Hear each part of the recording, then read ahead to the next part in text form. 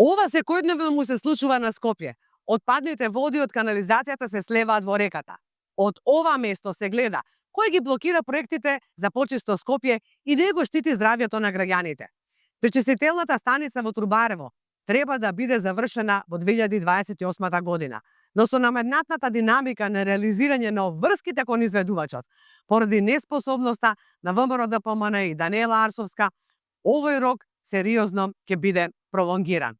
Овој проект вреден 196 милиони евра, пари обезбедени од владата на СДСМ, со обезбедени 68 милиони евра грант, е оставен да тапка во место, поради нефункционално водење од градот и ЈП водовод и канализација Скопје, со сомнителни однесувања и без никаква отчетност и транспарентност.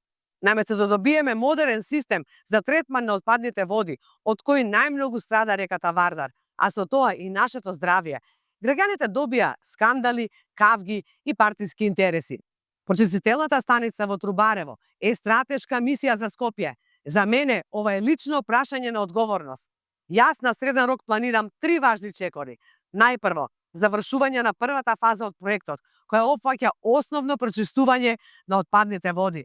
Ќе се постават главните системи за третман, со што ќе започне реално пречистувањето на водата. Потоа ќе продолжиме со наредната и напредна фаза, за целосно да ја усогласиме пречистителната станица со стандардите на Европската Унија, со што ќе воспоставиме целосно функционален и одржлив систем за третман на отпадни води, со капацитет за 650.000 жители. Тоа значи дека Скопје ќе има решение што ќе ги задоволува потребите и во иднина, со стабилен и модерен систем.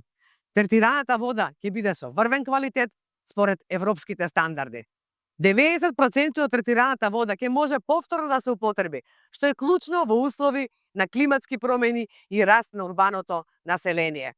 Намалувајќи го загадувањето на реката Вардар, инвестираме во одржлив систем кој има повеќекратни придобивки. Време е Скопје да тргне напред, зелено, европски и честно.